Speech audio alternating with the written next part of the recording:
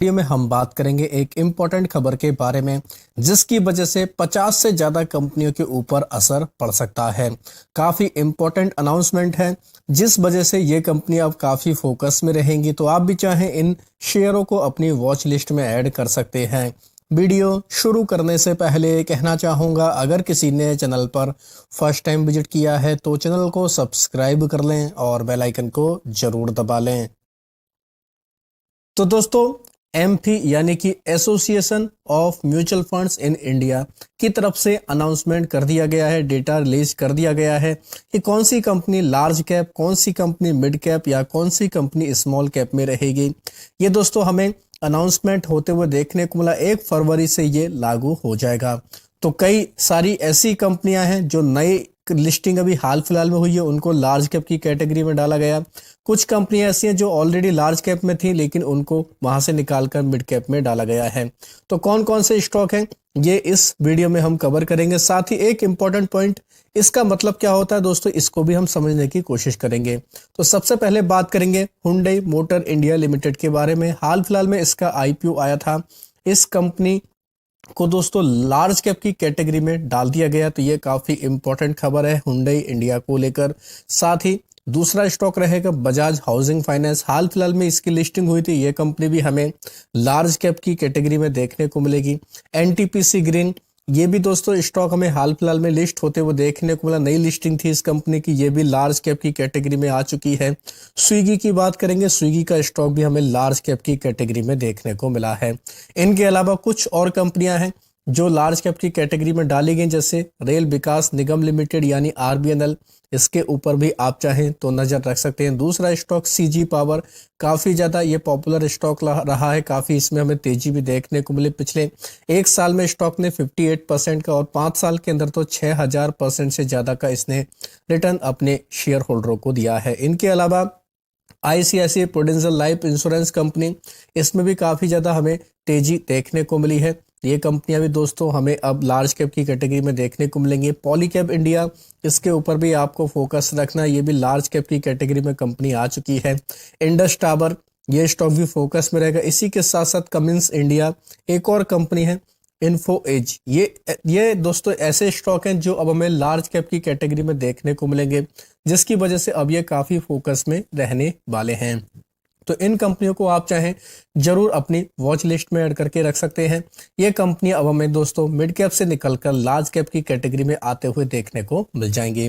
वहीं दोस्तों कई सारे शेयर ऐसे हैं जो ऑलरेडी लार्ज कैप की कैटेगरी में थे, लेकिन इनको अब दोस्तों डाउनग्रेड कर दिया गया है, मिड कैप की कैटेगरी में डाल दिया गया। जैसे अडानी टोटल गैस, अभी तक अडानी टोटल गैस का स्टॉक हमें लार्ज कैप की कैटेगरी में देखने को मिलता था, अब इसको डाउनग्रेड करके दोस्तों मिड कैप की कैटेगरी में डाल दिया गया है। इनके अलावा एनएचपीसी, ये स्टॉक भी काफी पॉपुलर रहा है। पिछले 5 साल में इसने भी 250% से ज्यादा की तेजी दिखाई। ये कंपनी भी अब हमें मिड कैप की कैटेगरी में देखने को मिलेगी, अभी तक ये लार्ज कैप की कैटेगरी में रहता था। आईडीबीआई बैंक, ये स्टॉक भी अब मिड कैप की कैटेगरी में आ जाएगा। श्री सीमेंट, इसका भी नाम है, ये भी अब मिड कैप की कैटेगरी में आ जाएगा। इनके अलावा यूनियन बैंक ऑफ इंडिया, वहीं भेल भारत हैवी इलेक्ट्रिकल्स लिमिटेड। इनके अलावा अगर देखा जाए दोस्तों और भी स्टॉक है, जैसे कैनरा बैंक, ये कंपनी भी अभी तक लार्ज कैप में थी, इसको लेकिन मिड कैप में अब डाल दिया गया। JSPL Jindal steel and power limited, ये स्टॉक भी अब हमें लार्ज कैप से मिड कैप में देखने को मिलेगा। इंडसइंड बैंक, इनके अलावा मैनकाइंड फार्मा, अपोलो हॉस्पिटल का भी नाम है। तो कई सारे शेयर तो ऐसे हैं जो इनमें से ऑलरेडी निफ्टी 50 का पार्ट है, लेकिन अब इनको लार्ज कैप से निकालकर मिड कैप की कैटेगरी में डाल दिया गया है। तो दोस्तों इसका मतलब क्या होता है, पहले इसको समझेंगे। दोस्तों म्यूचुअल फंड क्या करते हैं, वो जो एमपी की तरफ से डिसाइड हो जाता है कि ये लार्ज कैप की लिस्ट है या फिर ये मिड कैप की लिस्ट है, तो उसके हिसाब से उसमें पैसा लगाते हैं, इन्वेस्टमेंट करते हैं। तो अब ये सारी चीजें दोस्तों, बेशक उसका मार्केट कैप कितना हो, बेशक वो निफ्टी 50 का पार्ट हो, लेकिन ये अलग से अपनी लिस्ट जारी करते हैं, तो उसके मुताबिक दोस्तों हमें इन्वेस्टमेंट देखने को मिल जाता है। हालांकि डिपेंड करता है म्यूचुअल फंड के ऊपर कि वो कितना पैसा लगाए या ना लगाए, या बैलेंस करे या ना करे, वो सारी चीजें उनके ऊपर डिपेंड होती हैं। तो इसलिए दोस्तों एमपी की तरफ से इसको लेकर अनाउंसमेंट किया जाता है। तो ये आज के दिन जो हमें न्यूज़ देखने को मिल रही है तो उसी से रिलेटेड है। तो अपोलो हॉस्पिटल और इंडसइंड बैंक तो दोस्तों ऑलरेडी हम लोग को निफ्टी 50 का पार्ट देखने को मिलते हैं, लेकिन अब ये कंपनियां हमें लार्ज कैप से निकलकर मिड कैप की कैटेगरी में देखने को मिल जाएंगी। इनके अलावा कुछ और शेयर है जैसे कि वारी एनर्जी, हाल फिलहाल में इसकी लिस्टिंग हुई थी। ये कंपनी दोस्तों हम लोग को डायरेक्टली दोस्तों एक तरीके से कह सकते हैं मिड कैप की कैटेगरी में देखने को मिल जाएंगी। अभी तक दोस्तों ये स्मॉल कैप की कैटेगरी में हमें देखने को मिल रहे थे, तो वारी एनर्जी के ऊपर नजर रखेंगे। वहीं बात करें प्रीमियर एनर्जी, ये भी दोस्तों हाल फिलहाल में इसकी लिस्टिंग हुई थी। विशाल मेगा मार्ट, ये स्टॉक भी हमें दोस्तों मिड कैप की कैटेगरी में देखने को मिलेगा। वहीं ओला इलेक्ट्रिक मोबिलिटी, ये भी दोस्तों हमें मिड कैप की कैटेगरी में देखने को मिल जाएगा।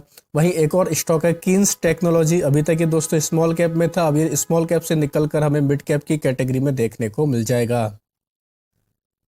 कीन्स टेक्नोलॉजी ने तो अपने निवेशकों को काफी अच्छा प्रॉफिट भी दिया। एक साल में देख सकते हैं 200% की रिटर्न, और लिस्टिंग के बाद से अब तक इसने 911% की तेजी दिखाई। 2022 में ही इस कंपनी की हमें लिस्टिंग देखने को मिली थी, तब से लेकर अब तक इसमें काफी शानदार हम लोग को तेजी देखने को मिली है। वहीं दोस्तों और भी कई सारी कंपनियां हैं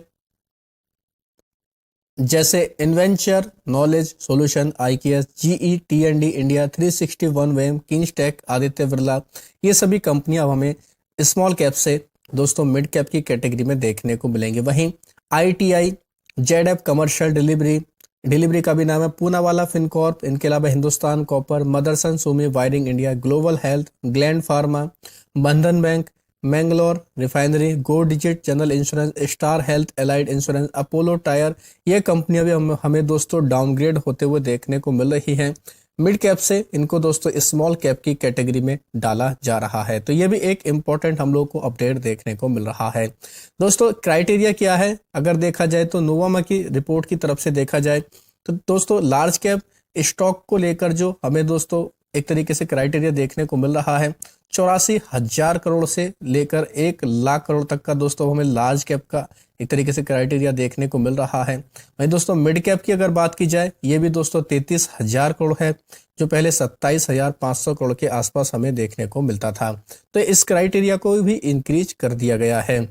वहीं दोस्तों एक और चीज अगर देखा जाए तो देख सकते हैं एक्टिव इक्विटी फंड मैनेजर में choose to add, remove, increase, reduce weighting in the stock from their respective portfolio depending upon the fundamental. कहने का मतलब यह है कि ये जो भी बदलाव हो रहे हैं ये फंड मैनेजर तय करेंगे कि उनको ऐड करना है, रिमूव करना है, स्टेक इंक्रीज करना, रिड्यूस करना है, स्टॉक में खरीदारी करनी या नहीं करनी है। तो ये सारी चीजें उनके फंडामेंटल पर तय होता है। ऐसा नहीं है कि मिड कैप में डाल दिया तो स्टॉक में हम लोगों को अब मिड कैप की कैटेगरी में ही तेजी देखने को मिलेगी या स्मॉल कैप में देखने को मिलेगी। ये सारी चीजें उनके ऊपर डिपेंड करेंगी।